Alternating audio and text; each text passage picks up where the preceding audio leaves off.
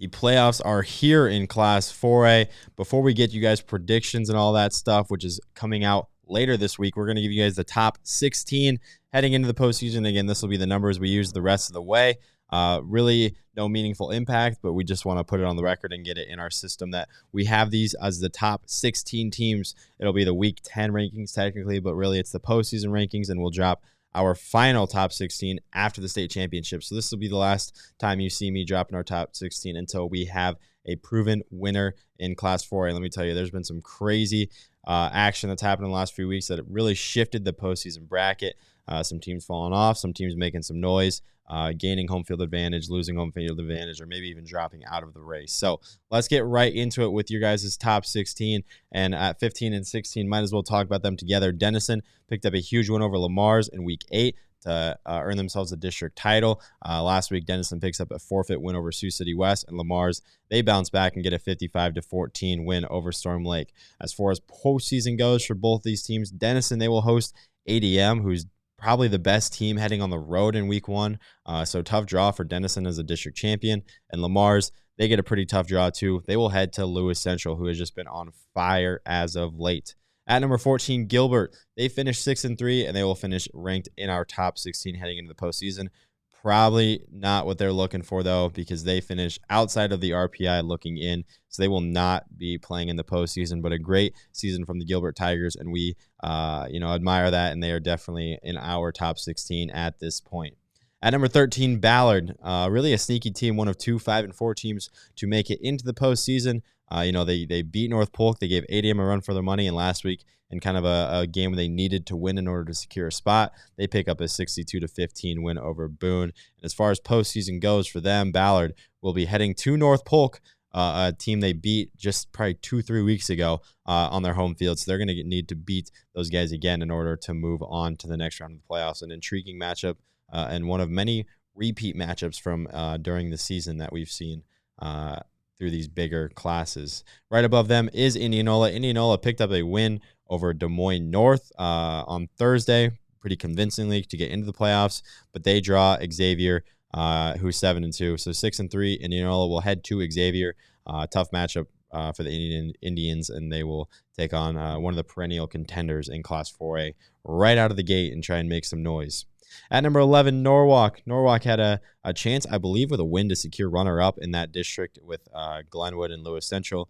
Glenwood took Norwalk down 53-35, though, and Norwalk will head right back to Glenwood. So we got a matchup in that Class 4A Pod C where teams are heading right back to where they just came from. Again, Norwalk just lost at Glenwood 53-35 to obtain runner-up in the district, and it ended up being huge because now Norwalk will turn around and head right back to Glenwood for a district matchup.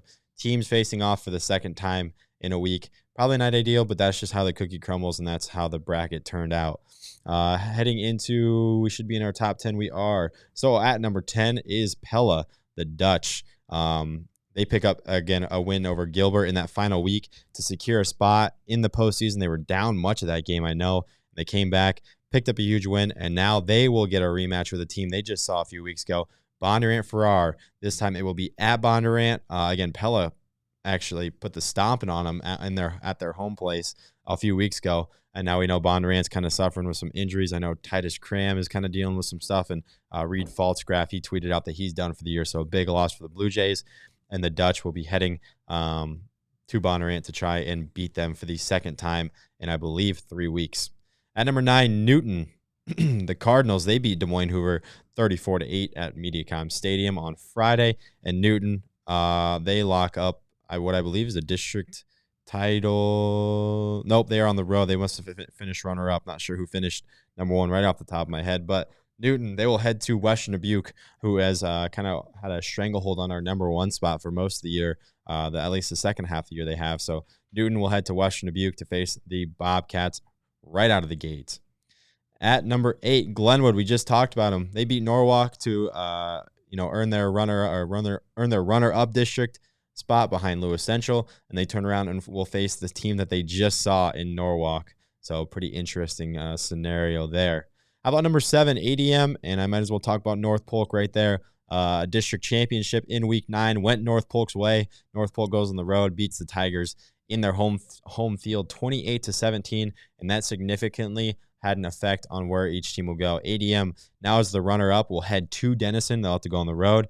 And North Polk, like we talked about, will get to play from the comfort of their own home, but it is against a team that has already beaten them in Ballard. So some interesting scenarios there.